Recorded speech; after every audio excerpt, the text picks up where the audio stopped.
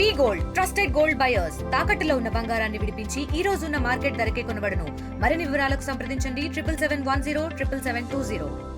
భారతదేశ ఉపరాష్ట్రపతిగా సిపి రాధాకృష్ణన్ గారు ఎన్నికవడం, ఈరోజు వారు ప్రమాణ స్వీకారం చేస్తున్న సందర్భంలో వారికి శుభాకాంక్షలు తెలియజేస్తూ, ముఖ్యంగా ఏదైతే నేపాల్లో జరిగినటువంటి ఒక ఘోరమైనటువంటి దాడులు, అక్కడ జరుగుతున్నటువంటి పరిస్థితిని చూస్తూ ఉంటే చాలా భయం వేస్తూ ఉంది. మరి అక్కడ ఉన్నటువంటి తెలుగువారి కోసం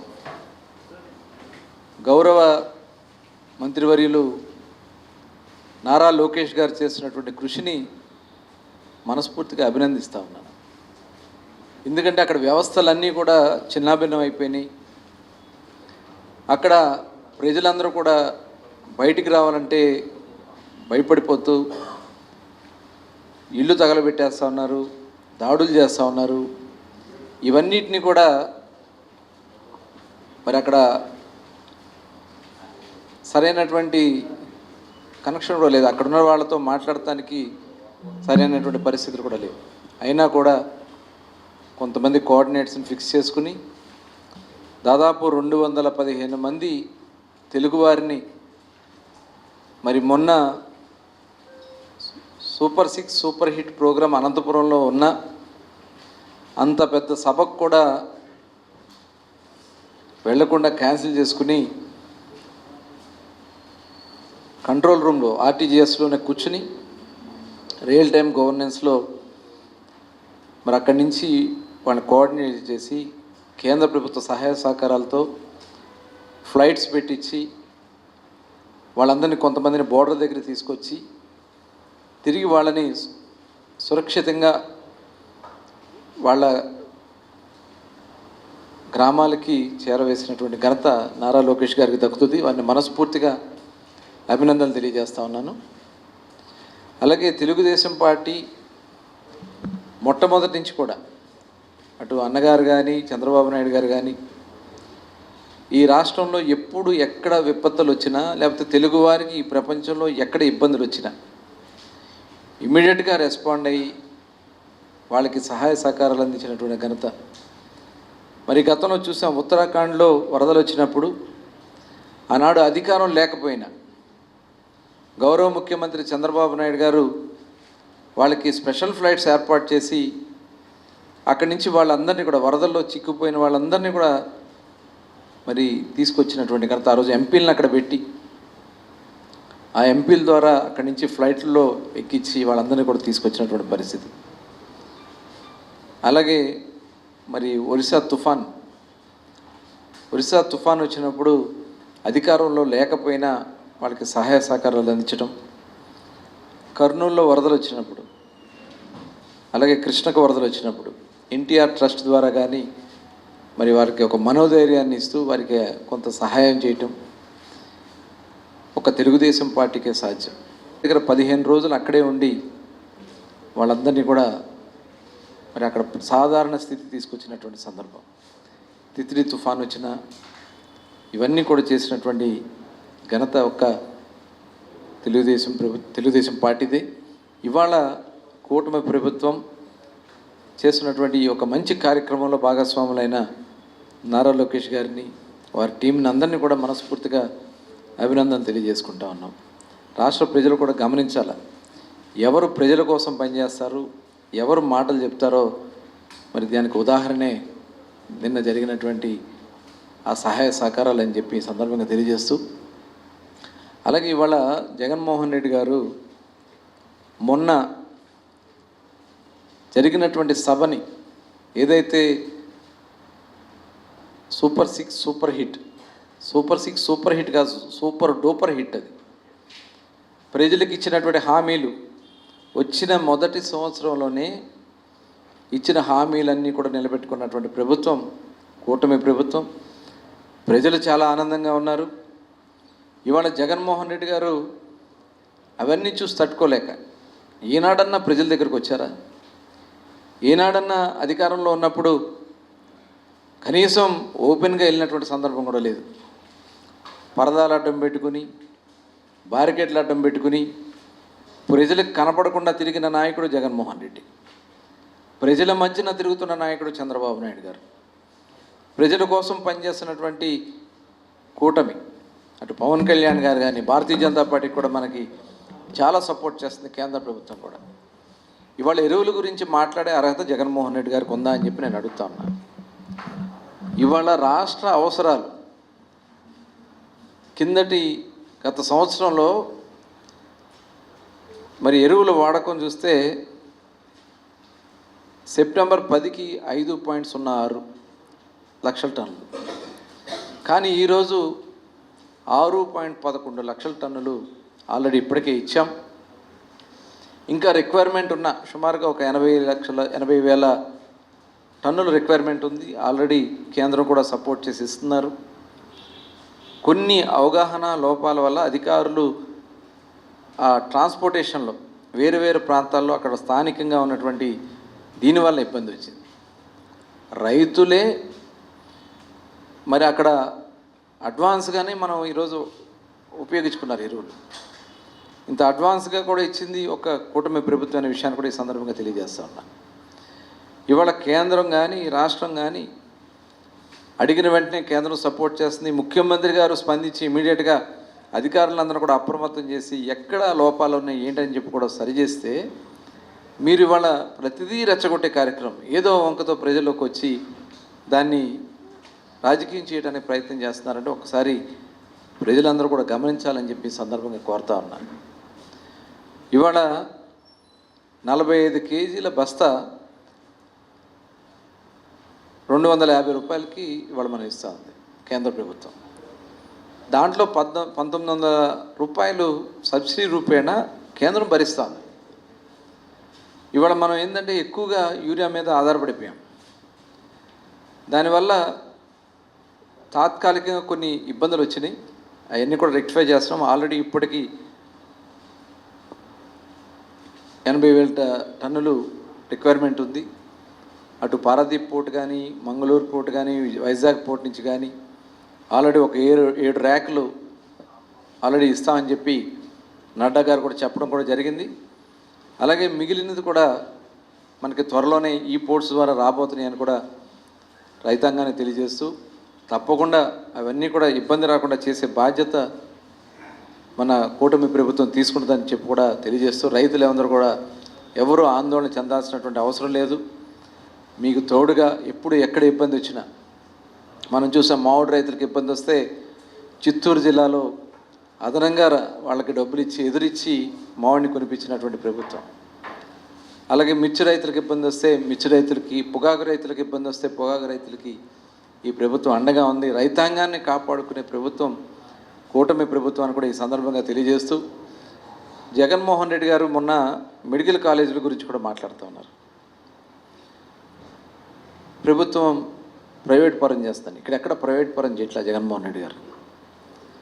ప్రభుత్వం మీరు చేసినటువంటి తప్పిదాలని సరిచేస్తూ ఇవాళ మెడికల్ కాలేజీ ఈ రాష్ట్రంలో 22 మెడికల్ కాలేజీలు తెచ్చినటువంటి ఘనత గౌరవ ముఖ్యమంత్రి చంద్రబాబు నాయుడు గారు. ఇవాళ మీరు ఆర్భాటంగా 17 కాలేజీలు అని చెప్పి ఒక్క కాలేజీ కూడా సంపూర్ణంగా పూర్తి చేశారో చెప్పాలని నేను కోరుతా ఉన్నా. ఇవాళ రండి వెళ్దాం, మా మచిలీపట్నంలో మెడికల్ కాలేజ్ ఉంది, రండి చూపిద్దాం. 35% వరకు కూడా జరగనటువంటి కాలేజీని కంటిన్యూ చేసాం. ఇవాళ 65% తీసుకెళ్ళాం. ఫస్ట్ ఇయర్ స్టార్ట్ చేసాం, సెకండ్ ఇయర్ కూడా స్టార్ట్ చేస్తున్నాం, థర్డ్ ఇయర్ కూడా ప్రిపేర్ అవుతున్నాం. ఇవాళ కనీసం పునాదుల మీద కూడా లేకన కాలేజీల పరిస్థితి ఏంటో చెప్పాలని జగన్మోహన్ రెడ్డి గారు నేను అడుగుతా ఉన్నాను. ఇవాళ ఏదైతే పునాదుల మీద కూడా లేకనటువంటి కాలేజీలని ఇవాళ పీపీపీ మోడ్లో ఒకసారి తెలుసుకోండి. పీపీపీ అంటే ప్రైవేట్ పబ్లిక్ పార్ట్నర్షిప్.